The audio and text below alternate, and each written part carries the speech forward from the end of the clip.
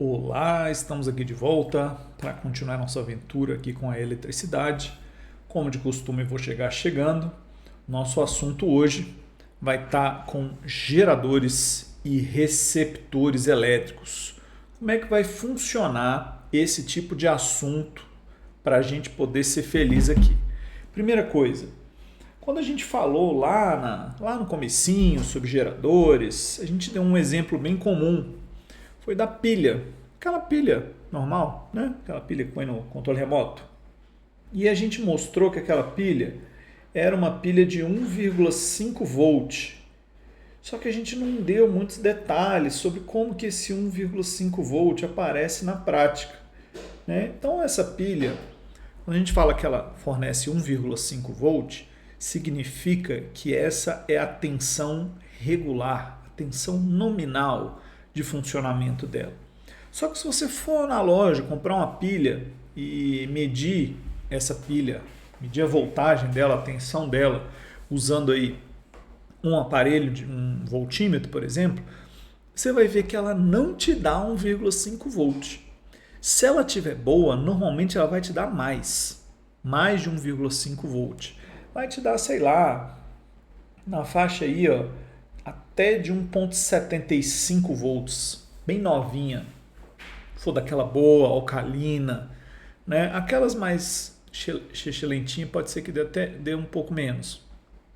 Mas vai te dar 1,75 mais ou menos. Só que aí na hora que você pega essa pilha e coloca ela, sei lá, supõe no controle remoto e bota o voltímetro lá, mas só de botar não vai mudar nada. Você vai ver que ela vai dar mesmo 1,75. Só que na hora que você aperta o botão do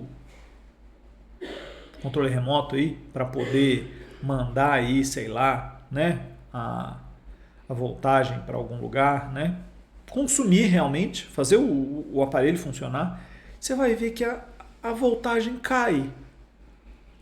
Como se a pilha não tivesse dando conta de manter esse 1,75 volt. Porque a verdade na vida real é essa, que você vai ter aí a pilha, ela te dá 1,75, mas na hora que você realmente demanda, ela vai te dar menos.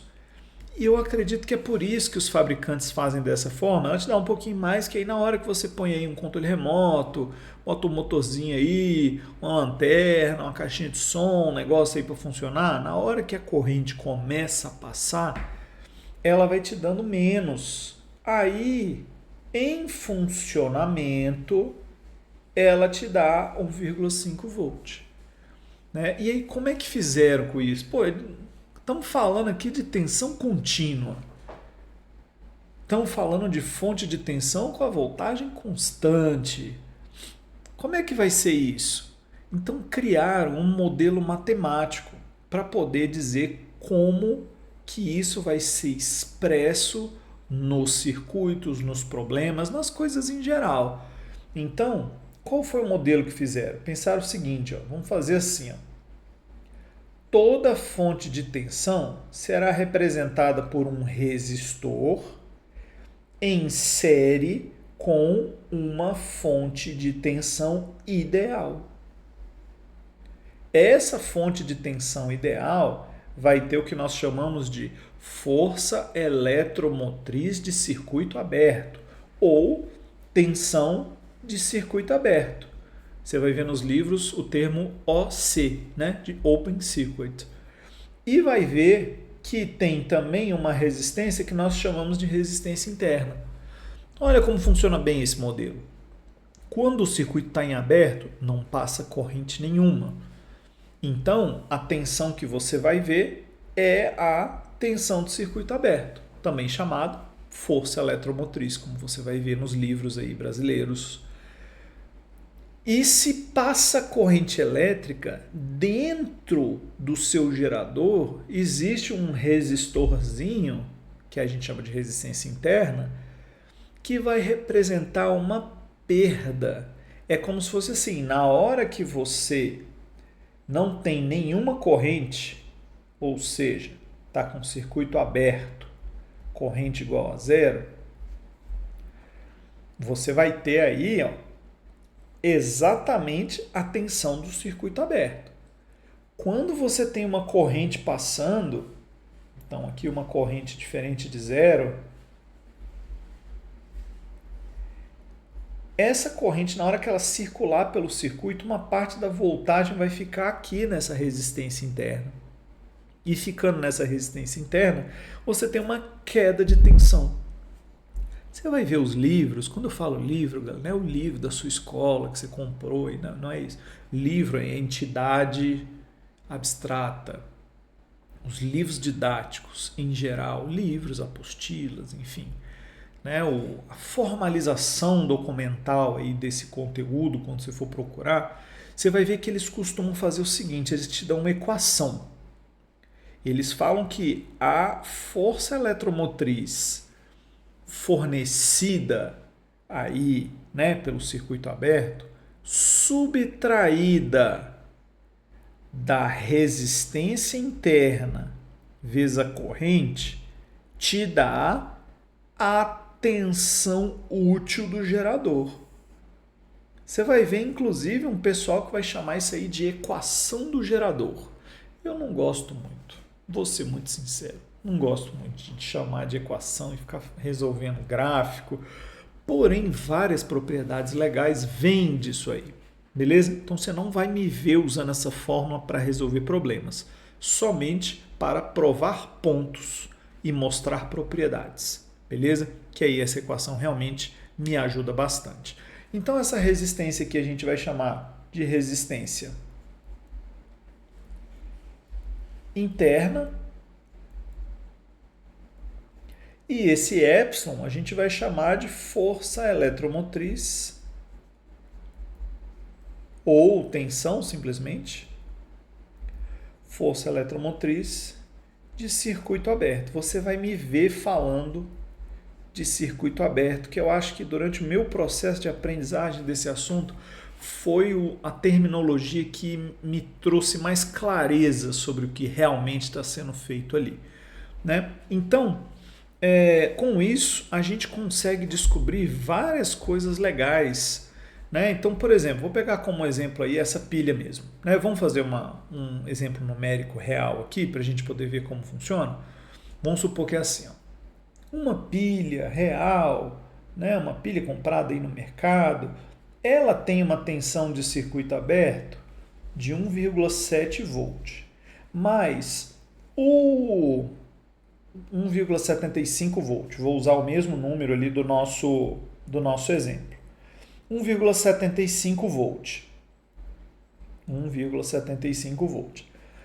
Porém, quando você põe ela para funcionar, vamos supor aí com uma corrente de 1 ampere, uma corrente bem razoável, ela fornece para você uma tensão de 1,5 volt. Beleza? Que é a tensão nominal de funcionamento dela. Ou seja, o fabricante da pilha está te dizendo, ó, essa pilha ela te dá 1,75 circuito aberto, porém se você usar ela do jeito que ela foi fabricada, que é para equipamentos de 1 ampere, eu te prometo que ela vai te dar 1,50 volts. Qual seria a pergunta? Qual a resistência interna dessa pilha? Na verdade, o que eu estou perguntando é qual a resistência interna do modelo matemático que representa essa pilha. Porém, para todos os efeitos, a gente está calculando a resistência interna da pilha. Por que eu falo do modelo matemático que representa a pilha? Porque a verdade é que essa resistência não existe. Ela não está lá dentro da pilha. Ela é uma maneira de representar a perda de tensão conforme você vai passando mais corrente. É isso. Então, como funciona o nosso modelo? Vamos colocar aqui a fonte de tensão com a sua força eletromotriz de 1,75 volts. Por quê? Porque a tensão do circuito aberto. Uma resistência interna desconhecida que aparece toda vez que a corrente é 1 ampere. Qual a única fórmula que nós usamos aqui? U igual a RI. Resistência à razão, tensão corrente. A única fórmula que nós usamos aqui. Então, a tensão. Bom, a tensão que eu quero aqui no caso, ó, qual é a queda de tensão em cima da resistência interna para eu poder achar a resistência interna, não é verdade? Então, ó, se a minha pilha é de 1,75 volt, mas em funcionamento ela só me dá 5, significa que em funcionamento a tensão no resistor interno é exatamente o que faltou para te dar 1,5. Ou seja, 0,25 volts são perdidos na resistência interna. Vê se faz sentido isso para você, vai, antes de eu continuar. Olha lá, você tem uma pilha, você comprou. Ela foi fabricada para quando passar a corrente de 1 ampere, ela te dá 1,5 volt. Só que se você ligar a linha aberta, ela te dá 1,75. O que isso permite a gente calcular? Permite a gente calcular a resistência interna dela. Como que a gente faz isso? Pega ela, bota em funcionamento, vai passar corrente por ela, acende uma lâmpada, liga um motor, faz o que tu quiser. Bota a lâmpada, a pilha em funcionamento. Na hora que ela está em funcionamento, ela cai de 1,75 para 1,5. Ou seja, a resistência interna comeu 0,25 volt. Foi essa voltagem que eu botei aí. Beleza? Foi isso que eu quis fazer. Então, fazendo isso, usando a única fórmula que nós temos, U igual a RI, dizemos que essa queda de tensão 0,25 é igual à resistência interna vezes a corrente que está passando, que a gente colocou como exemplo aqui a corrente de 1 ampere. Então, ó, essa resistência interna que a gente tem aqui, ó, é de 0,25 ohm. 0,25 ohm. Você vê que é um valor bem pequenininho, né? Ele não representa um resistor de verdade, ele representa um número do modelo matemático que a gente tem aqui, beleza? Você viu que é um número muito pequeno, né? Provavelmente se você pegar uma pilha comercial aí e botar um funcionamento aí para um circuito de 1 ampere, vai cair mais, provavelmente. Provavelmente vai cair mais volts, mais do que 0,25. Né? Mas tudo bem, né? Foi o nosso exemplo aqui. Esse tipo de modelo ele parece meio ingênuo, né? Porque ele fala assim, nossa, você admite que tem uma resistência interna e acabou, né? Mas ele serve para muita coisa. Ele serve, por exemplo, para projetos de aparelhos de som. Aparelhos de som, não sei se tu já viu quando você pega o alto-falante lá, né? Se for fazer uma instalação de som de carro, provavelmente aí você vai ter contato com isso. Você vai falar, esse alto-falante aqui é de 8 ohms, esse alto-falante aqui é de 6 ohms. E aí você faz a associação deles em série, em paralelo, de forma que ele seja compatível, ou seja, esteja casado. O termo que usa é casamento, né? Casamento de impedâncias. E aí, de forma que ele esteja casado com a impedância esperada lá no aparelho, né? No som em si, né? No aparelho de som mesmo, né? No aparelho. Então não é qualquer alto-falante que você pode ligar ali, porque se você liga um alto-falante com a resistência, que o termo técnico aí nesse caso é impedância e resistência funcionam como sinônimos nesse caso. Então se você liga um alto-falante com a resistência errada, você pode danificar o som, ou ainda que você não danifique o som, você pode ter um problema e o som vai te fornecer menos potência do que ele realmente poderia fornecer, né? E você vai ter o som muito baixo, aí não vai funcionar direito.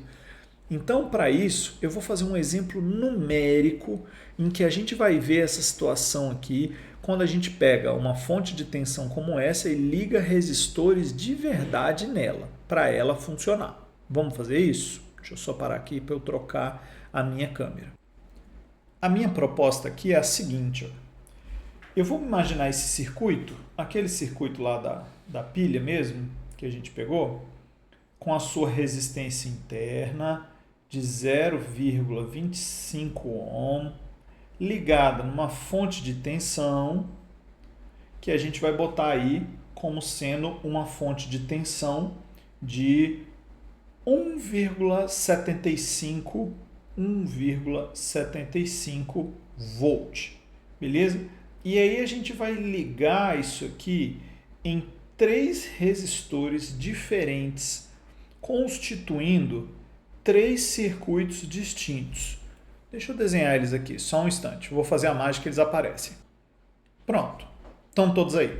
Você não tem que ficar esperando eu desenhar. Aqui eu vou fazer o seguinte, no primeiro dos circuitos, eu vou pegar essa pilha e eu vou ligar num circuito que tenha resistência de 1,5 ohm. Depois eu vou ligar num outro circuito com a resistência menor, de 0,25 ohm. E depois vou ligar num outro com a resistência menor ainda, de 0,15 ohm. Beleza? E aí o que eu quero fazer? Eu vou analisar qual é o valor da corrente elétrica em cada um dos três circuitos. Qual é o valor da potência que esses resistores, que a gente chama de carga, né? É a coisa que a sua pilha está alimentando. Pode ser um motor, pode ser um controle remoto, pode ser um rádio, alguma coisa. Então, qual é a potência que esse dispositivo consegue realmente usar, que o aparelho vai usar? O rendimento, ou seja, qual o percentual da energia fornecida pela fonte, qual o percentual dessa energia efetivamente foi para o aparelho? Porque um pedaço vai ser perdido na resistência interna, não há nada que façamos quanto a isso. Dá para a gente minimizar, mas não vai se eliminar, não vai ser zero nunca. Beleza? E avaliando isso, a corrente do circuito, a potência fornecida e a potência consumida pela fonte, a gente vai ver o rendimento de cada um desses circuitos para a gente poder fazer uma avaliação de qual das três configurações se mostra mais vantajosa e que conceito que está escondido nelas aí. Beleza? Vamos nessa? Vou sumir aqui para a gente fazer os cálculos. Então vamos nessa, rapidamente no primeiro circuito, vamos chegando. Bom, aqui você já viu que a resistência equivalente vale 1,75 ohm. Beleza? Usando a primeira lei de Ohm, U igual a RI, a fonte de 1,75 volt ligado num resistor de 1,75 ohm produz uma corrente elétrica de 1 ampere. Não foi coincidência, né? Eu botei esse número aí como exemplo para a gente mostrar o caso anterior, né? Então seria o caso anterior aí, ó. Você tem uma corrente de 1 ampere passando pelo seu circuito, né? Então se você ligar um resistor de 1,5 ohm numa pilha dessa, né, e ela realmente estiver te dando 1,75 volt e a resistência interna dela seja realmente 0,25, você vai ver que ela vai te dar a corrente de 1 ampere. Beleza? Vamos fazer isso para os outros? Aí a gente mede a corrente nos outros circuitos. O que você acha? Vamos nessa. Segundo circuito. Ligando aí uma carga, um resistor, né, um aparelho de 0,25 ohms nessa pilha, a resistência equivalente do circuito agora passou a ser 0,5 ohm. Então, usando a única fórmula que a gente sabe usar, que é U igual a RI, a gente usa a tensão da fonte 1,75 igual a resistência interna 0,5 vezes a corrente. A corrente, nesse segundo caso aqui, vai ser 1,75 dividido por 0,5, que é a mesma coisa de pegar 1,75 e multiplicar por 2. Se você faz isso, você vai achar exatamente a corrente de 3,5 amperes. Então, olha aí. Parece legal, né? Liguei uma resistência menor, meu circuito está dando mais corrente. Beleza? Vamos continuar avaliando. Terceiro circuito, botei uma resistência ainda menor aí, ó, de 0,15 ohms. Ou seja, nesse terceiro caso aqui, a resistência equivalente do circuito agora passou a ser 0,25 com 0,15, 0,4 ohms. Usando a única fórmula que eu sei, U igual a RI, a tensão da fonte 1,75 volts num resistor geral de 0,4 me fornece uma corrente de 1,75 dividido por 0,4. Concluindo essa continha, a gente chega em 3,75 amperes. Faz sentido, né? Vai diminuindo aí a resistência do aparelho que você está ligando. Então, aparelhos de resistência menor devem ser aparelhos que consomem mais corrente de fato, beleza? E aí a gente chega nesses 3 valores aí. Mas eu quero encontrar a potência que foi entregue em cada um desses 3 casos, beleza? Vamos avaliar essa potência agora? Então, qual era o cálculo de potência que a gente fazia? A fórmula da potência, vou botar aqui em cima só para a gente lembrar, era potência com P de produto, tensão corrente. Mas a gente sabia lá que misturar essa fórmula com a fórmula da lei de Ohm permitia pegar RI, colocar no lugar do U, então a potência podia virar RI ao quadrado. Né? Você podia também chamar o I de U sobre R e chegar na potência como U quadrado sobre R. A gente disse que essa última fórmula seria muito útil para a situação em que você tem instalações elétricas residenciais, porque o U é fixo, né? 220 volts, né? Aqui em Brasília. Então, essa fórmula que a gente usa para isso. Nessa daqui a gente tem o valor da resistência e da corrente em cada um deles. Então essa fórmulazinha aqui vai ser a fórmula mais conveniente para a gente poder fazer o cálculo que a gente precisa fazer. Beleza? Então vai ser isso que eu vou fazer primeiro. Vou botar a fórmulazinha aqui e a gente faz o cálculo. A potência então vai ser RI ao quadrado. No primeiro circuito, a potência é a resistência. Que resistência eu estou falando? Ora, eu quero saber qual é a potência que foi entregue para o aparelho. Então, eu vou pegar a resistência do aparelho. Beleza? Então, vamos continuar. Resistência do aparelho vai ser 1,5, 1,5 vezes a corrente I ao quadrado. Então, a potência vai ser 1,5 vezes 1, que é 1,5 watt. Olha que beleza. Então, naquele caso em que a gente pegou a pilha, né, e fez passar 1 ampere, cara, uma pilhazinha está te entregando 1,5 watt. É bastante watt, viu? É bastante potência para uma pilhazinha palito daquelas ali. É bastante watt. Mas vamos ver as outras situações. Ó. Vou ver aqui em que eu liguei o resistor de 0,25 ohm. Beleza? Vamos fazer esse cálculo agora? Olha lá, como é que calcula a potência? Potência é RI ao quadrado. A potência vai ser a resistência da carga, 0,25. Por acaso coincidiu com a outra lá, mas enfim. Vezes 3,5 ao quadrado.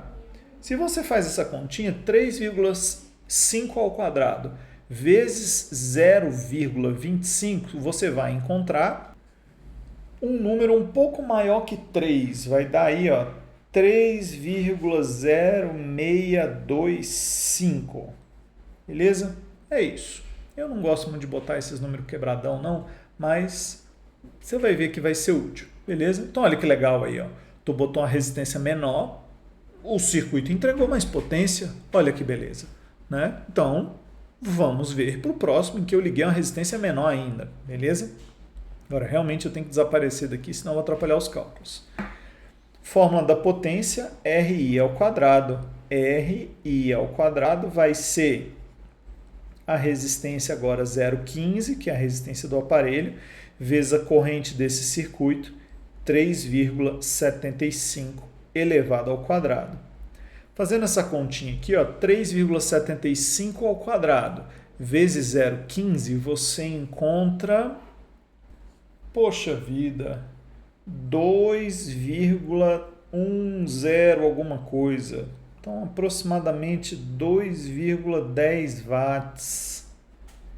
Isso é uma coisa bem interessante, né? Não sei se tu tá achando interessante, mas eu achei. Tipo, eu botei uma resistência menor, só que agora o circuito tá me dando menos potência para minha carga. Não é interessante isso? O fato de ter aquela resistência interna ali muda o balanço energético do circuito, né? E se você ainda não pescou direito aí o que eu estou falando, vamos dar uma olhada na potência da fonte.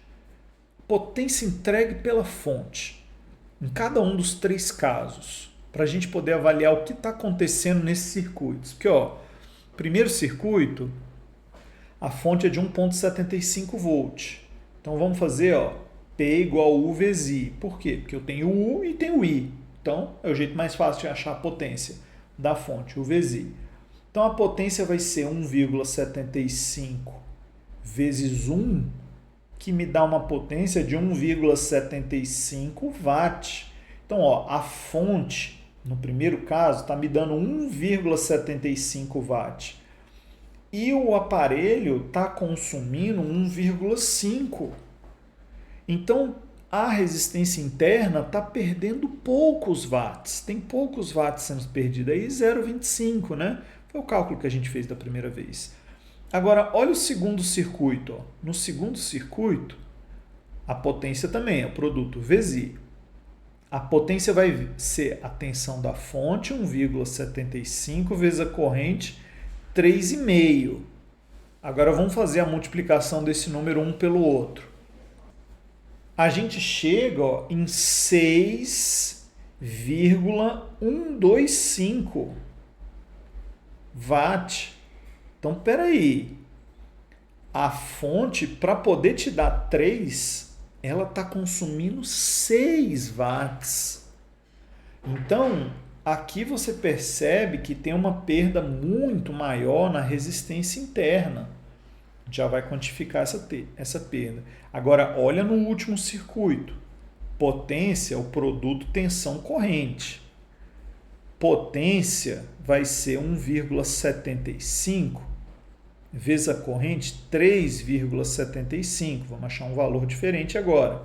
1,75 vezes 3,75 dá 6,56 aproximadamente. Mas veja que ele só entrega por circuito 2,1. Se eu pegar a potência útil e dividir pela potência que foi fornecida pela fonte, eu chego numa grandeza muito interessante que é o rendimento, representado pela letra grega eta. É esse N aí que fez escova progressiva, beleza? É essa letra aí. Então, para achar esse valor, eu vou dividir a potência útil pela potência que foi fornecida pela fonte. Então, ó, o meu aparelho no circuito 1 consome 1,5, mas para pilha, a pilha está te dando 1,75 watt, ou seja, o aparelho está ficando com 85% da potência. 85%. Segundo caso, eu estou entregando por aparelho, né? 3,025, que aparelho é esse? O aparelho que eu usei para a pilha fazer o aparelho funcionar, é isso.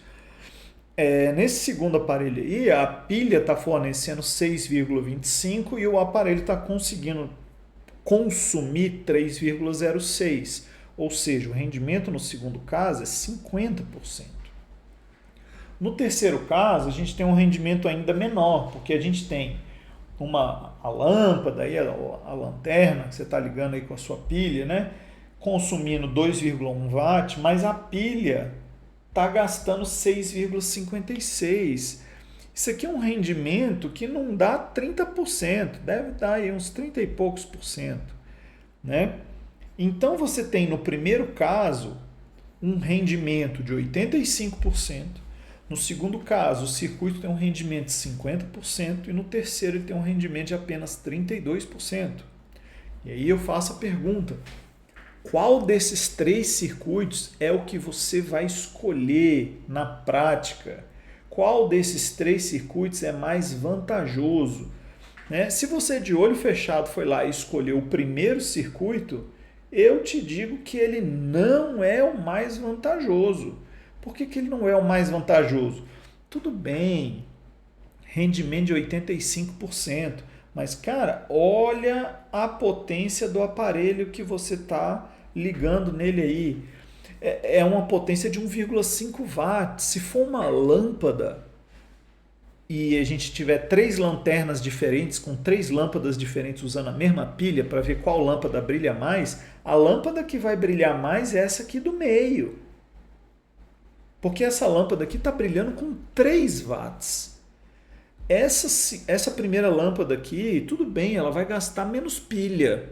Vai, porque está perdendo menos energia na forma de calor. Ok, vai gastar menos, mas ela brilha menos.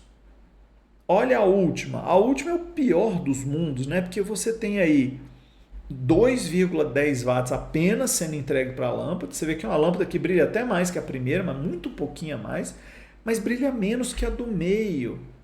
E o pior, ainda vai torrar essa pilha rapidão aí, porque está com rendimento de 32%. Então, o melhor rendimento possível para um circuito é aquele em que a resistência é igual à resistência interna. E o rendimento desse circuito será 50%.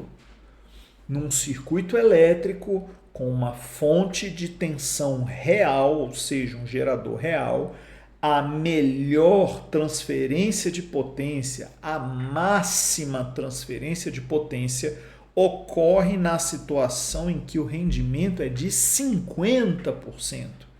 E foi por isso que eu passei a aula toda fazendo só esse cálculo, porque um ser humano normal não vai achar que o rendimento de 50% é o bom.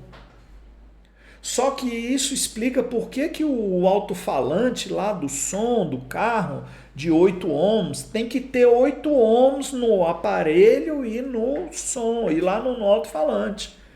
Porque senão as resistências não estarão no processo de máxima, no estado de máxima transferência de potência. Se você pega um alto-falante de 8 ohms e liga numa porta de 6 ohms, você está nesse primeiro caso aqui, beleza, economiza, entre aspas, energia, mas a tua música está mais baixa. Isso aqui significa perda de frequências importantes, o som fica ruim. Se você liga o alto-falante de 8 ohms no som de 8 ohms, fica bom. Você liga o alto-falante de 6 ohms no som de 6 ohms, o som fica bom. Só que se você pega o alto-falante de 6 ohms e liga no de 8, aí você tem esse último caso aqui, que é o pior deles. Por quê? Porque o alto-falante só vai te dar 2 watts e o resto vai torrar o teu aparelho de som por dentro. Então você vai ter o risco de queima do aparelho de som se você ligar uma impedância menor do que aquela que o fabricante determinou. Então, a máxima transferência de potência nos circuitos com fontes de tensão reais ocorre nesse modo. Se você pegar a equação do gerador, você consegue deduzir isso daí. Vou lhe poupar desta manipulação. Beleza? Para mim, esses valores numéricos aí já nos convenceram o suficiente. Não precisei botar outros números aí. Estou te afirmando que quando é igual é o máximo. Se você quiser testar outros, você testa. Se quiser pegar a equação também, boa sorte. Beleza? Alguns livros trazem isso demonstrado, inclusive. Mas aqui é importante você saber que quando o seu gerador tem uma resistência interna, a conta muda. O rendimento muda.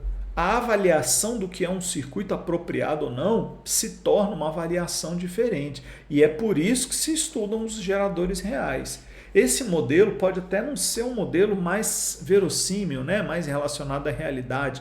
Porém, ele nos traz essa propriedade super importante que é usada hoje, século 21, na prática.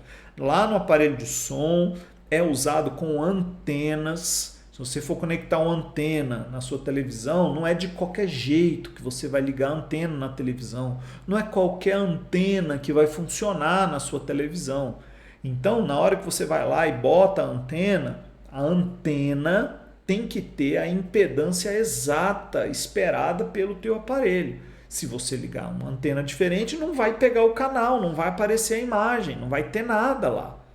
Né? E se tu acha que negócio de antena é besteira, eu quero ver esse ano na Copa, quando você estiver lá e teu vizinho que está vendo na TV de antena gritar gol primeiro. Aí eu quero ver se tu quer tua TV HD, web, lá no Cazé TV, eu quero ver se tu vai querer ela, ou se tu vai pegar, vai entrar na internet, vai descobrir como é que bota uma antena para tu pegar o sinal 2 segundos antes do gol, para todo mundo saber aí, né? Primeiro, qual é a jogada que está sendo feita naquela hora ao vivo de verdade, porque é o sinal de TV que traz primeiro, né? O sinal que vem pela internet tem uma demora aí de 2 segundos, que na hora da novela lá, se o cara vai trair a vizinha, não vai, não interessa. Mas na hora de você assistir um programa direto, né, de uma coisa em que aqueles milissegundos ali, ó, de atraso te trazem aí um prejuízo direto para a sua experiência, talvez você queira.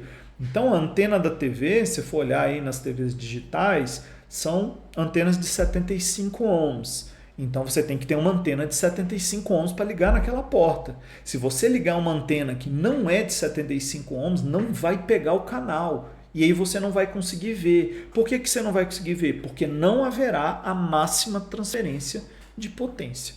Beleza? Então a maior transferência de potência num circuito elétrico real ocorre quando a resistência da carga coincide com a resistência interna. Beleza? Falei demais, né? Mas é isso aí. Sucesso. Vamos fazer um exercício de verdade? Vou pegar aqui uma questão do Enem. Do último Enem, não é Enem do século passado, não. O último Enem, 2025, caiu isso aqui. Vamos resolver? Sucesso. Até mais.